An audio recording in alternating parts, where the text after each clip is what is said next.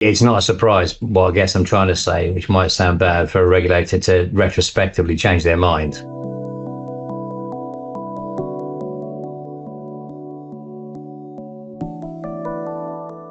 We are predominantly working in a highly regulated, within highly regulated sectors. So the professional services sector, financial services in general, it's a highly regulated arena, whether you're a lawyer or an accountant or a financial advisor or a product provider in that same market. Um, and that's quite problematic for business as usual, because ultimately we're also a people business. So I think, and a communications business, everything to do with all of those professions requires good communications and ideally to remove any barriers to that. Um, COVID, I think, changed the dynamic of that market, or those markets, those players, in as far as there was a greater propensity for people to have to deal electronically and remotely in particular. And following COVID, that trait has continued. People, whilst, I still think we are supporting people businesses, those businesses now are having to face the reality of interacting with their customers in, if not wholly, a partially remote way. And that therefore has driven all sorts of new habits and new technologies. This one we're recording on at the moment, the idea of doing a WebEx was something that very few of us really considered and used on a daily basis, until we were forced to. I think email sort of falls to a certain extent into that space, in as far as email has been a prolific part of everyone's lives for certainly as long as I can remember. Tougher in the market, but there you go. It's absolutely prevalent in businesses, and most consumers retain their email addresses for probably longer than their physical addresses. And as a consequence, it's become part of our everyday activity. And therefore, people have to consider the lines that are drawn from a regulatory perspective in relation to that medium, and the compulsions that the ICO and other regulations place upon us, consumer duty included, if we're going to use email as a medium. And our customers want us to. There are all sorts of surveys we've been privy to the output from many global institutions in the financial services market in particular, where that theme resonates. Numbers like 85% of customers saying they want to be communicated with email.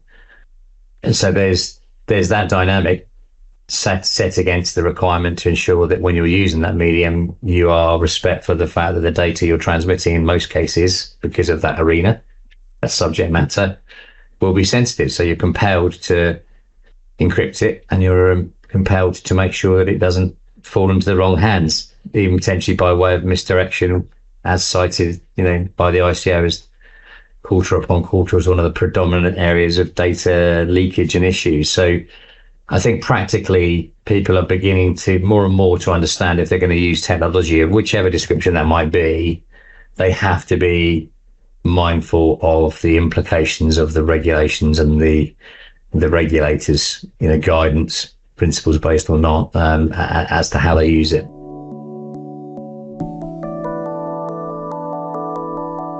I think there has been, in general, a lack of probably training and understanding regarding the threats that exist around communication mediums that are used prolifically, email included. And I believe that larger enterprises who have the luxury of individuals and departments that are solely focused on that objective, or those risks, will be more cognizant, and therefore more likely to have in place the relevant measures to protect the idea that someone might inadvertently click a link they shouldn't do. Smaller businesses simply don't have necessarily that same resource profile, and it's something we've had to be very cognizant of when we've been designing our product, i.e., can we level the playing field a little by cleverly engineering tools that help address some of those problems for businesses that are perhaps not carrying the same, we'll call it luxury of a tech department, even if they're interacting with a tech supplier. So I think training is becoming more and more prevalent, and people are beginning to understand some of those threats. But that's an endless task, really, because the landscape, that horizon, is continually evolving. So it's not like you can take your foot off the gas in terms of making sure your colleagues are well versed in the latest techniques that these cyber criminals might be using to solicit an online engagement and start getting you to click things you shouldn't be.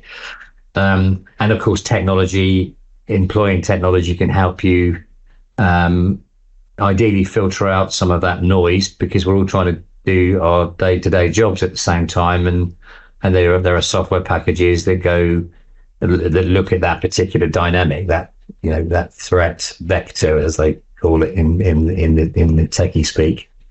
So I just think it's going to be a continuing task to keep people well informed, and ideally keep them abreast of the latest technology, which can help them take some of the load off their shoulders on that topic.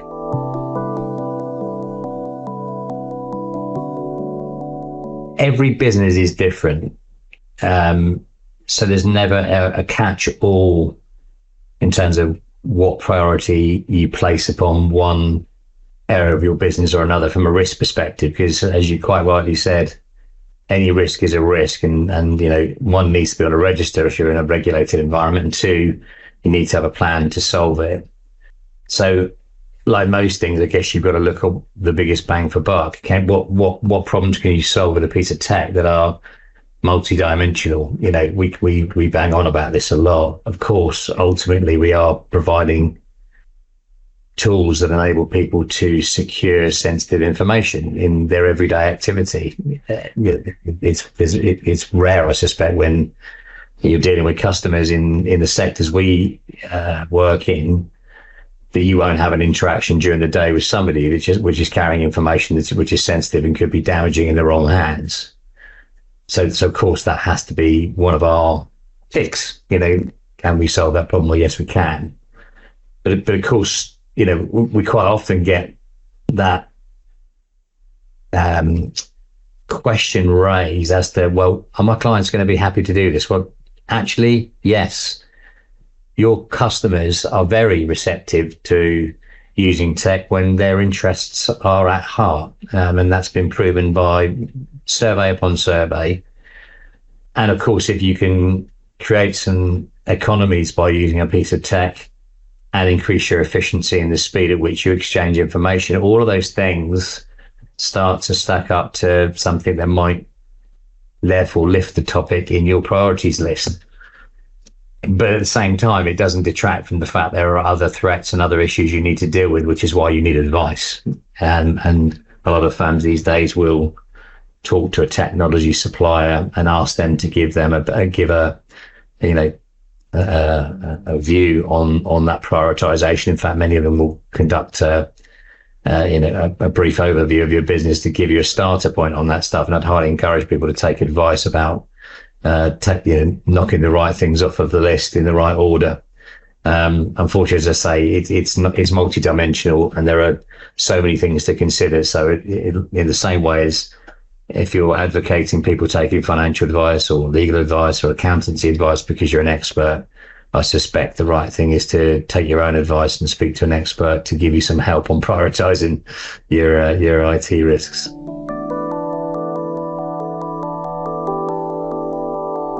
So I have a suspicion that when you're using something like your telephone every day or your email every day, it's quite easy to inadvertently just assume that's okay. And in most cases, it probably is. Except, getting to bad habits. And when I say bad habits, using email is not a bad habit. It might be something that people love and hate in the same breath, but it works. And people prevalently use it. Many hundreds of billions of emails sent and received every day. But I think if you're a one-man band, it's sometimes more difficult to carve out enough time to be able to consider these things. And again, it's something in our solution architecture we tried to think about in the context of securing that email communication. The technology is great unless it's a pain to deal with, not just for you, by the way, as the sender, should we say, but for your customers. And all I can do is reassure people that's simply not the case. It's the heritage and the legacy we inherited when people look at the subject, because I'm afraid it's not been an area where people have focused on that simplicity of use without going against the grain from a security perspective. We have, and I think people will be pleasantly surprised at the return they get by considering the topic.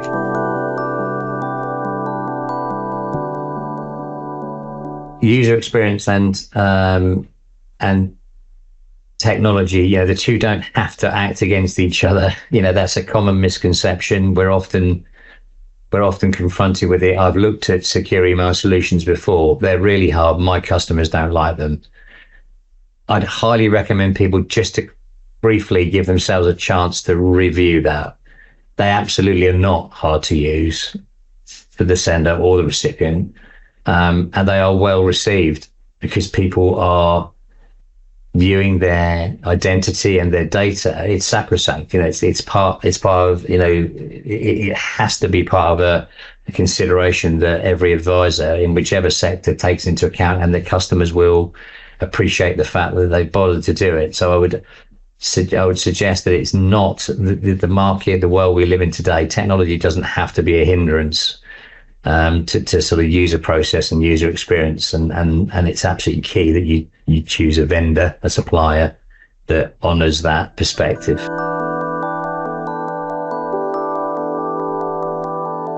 I'm not sure I necessarily prescribes the idea that we've shifted our culture from a guidance to rules. The legal system in the UK is a principles-based legal system. It always has been and probably always will be.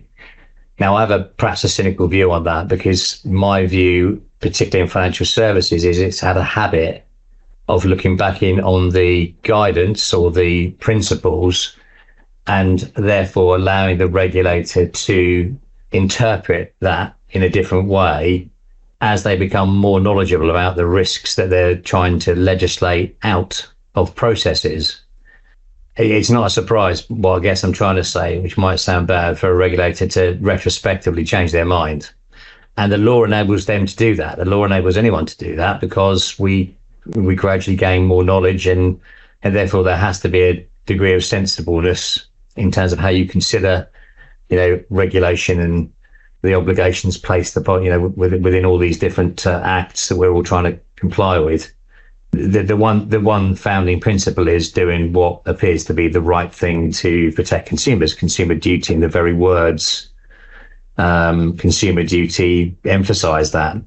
And I don't think it's therefore a big leap to say, well, if you're doing something that could potentially lead your customers into a position of risk in communicating with them, or whatever your actions might be, then they are suggesting that would be a bad thing, which means that you need to solve the problem fundamentally. And it's not a new problem. Email's been in its current state for many years. I say that, if you've got a Hotmail account, I'm trying to think how many years ago, it was established maybe 18 years or so ago. But what's quite surprising is that that's a relatively, as an old geezer, I guess, that's a relatively short space of time. And yet consumers have their email addresses and are maintaining them for well over 10 years these days. That's not going to therefore change, and despite the evolution of all these new messaging apps and things, which there's also been a lot of publicity around how businesses are falling foul of usage of message apps, etc., and the legislation seeking to similarly suggest that that's not a good way forward. What's persisted? Well, what's persisted is the thing that is now this 330 billion exchanges a day, and that's not going to change overnight. I think therefore there's no compulsion for anyone to do anything, but it would be highly sensible for people to consider what they're doing in that arena.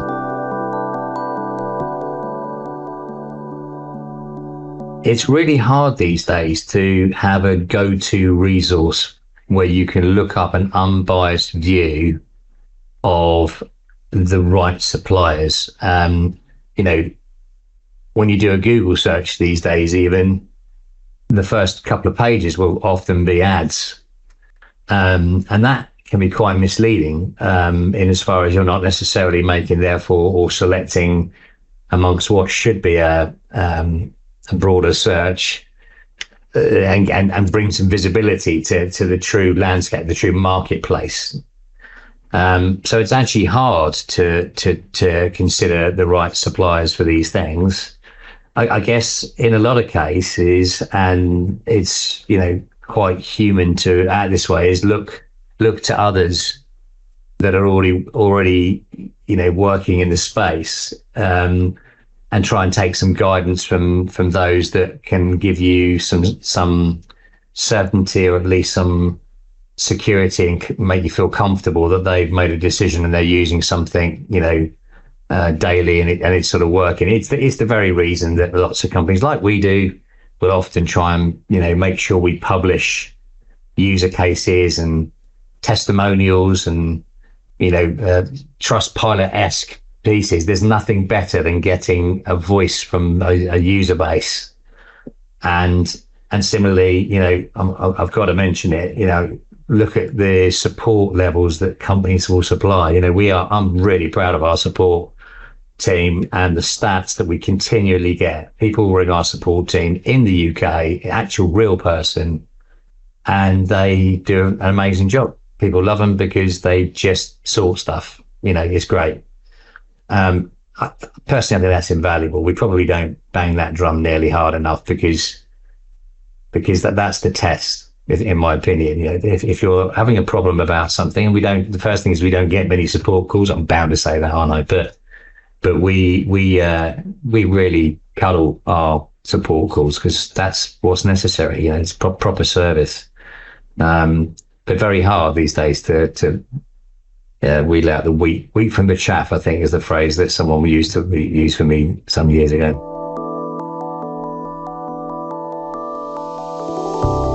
The key features within the system that warrant an initial note, there are so many now, it's hard to list them, but fundamentally, the system very simply enables an operator, a sender, to elect to secure that a particular communication. In fact, it'll nudge that user if it sees some content that it suspects should be secured, or indeed, if you're wanting to be slightly more draconian, you know, you can employ the system that forces people to encrypt certain types of outbound communications based against rules, etc. All of that's available.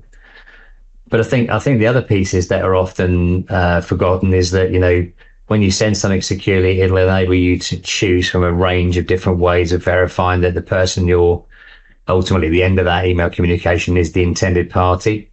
All sorts of ways of checking that, and they're evolving around us now, you know, to a greater degree of fidelity and certainty. And then all the controls that come off the back of the process. So not just the fact that customer can open the email when they've authenticated themselves to you, they can also reply, and there's no cost for any of that stuff. And they don't have to register to access their email. It's about reducing barriers to entry, barriers to access information, not increasing them like everybody else does in our arena. But then on the sender's part, apart from, you know, I can suddenly exchange information. I can ask you send me that sensitive document because I know it's protected. And again, the ICO's got an eye on that. Encouraging your customers to do something like that without security, well, that if that goes wrong, that decision could fall back on you. But it's also the audit trails that the sender gets. So when, you know, you can set the system up to tell you when your customers, one, authenticate and then access the documents and open them. You know, that's a great sales value, not just an information delivery. It's a great process thing. You pick up the phone, I'm going, oh, you've seen that document, you know, can I help? You know, that can increase sales cycles. And probably the big one, revocation, withdrawing access. I'm sure people have used them, and this is not meant in any way bad way. Microsoft's such an incredible toolkit. But the idea that if I send something to someone inadvertently or wrongly, that I then send them another message saying, oh, please can you delete that? Don't read it. Well, the damage is done. and they may or may not choose to read that content, in which case it's still a reportable ICO incident. Yet the ability to actually stop someone accessing a message, clicking a button within Outlook, all integrated, and knowing they've not got to the message so far, you can't rewind time. Someone's read something, they've read it. If you know they've not accessed it, and you have that sudden moment, and I'm sure we've all done it, oops, sent it to the wrong person, very quickly being able to press a button and knowing that you're okay. They've not seen a message, they've not read it. We're clean and green. There's no ICO incident to report. So many virtues, and there's so many more, but hopefully a little taster.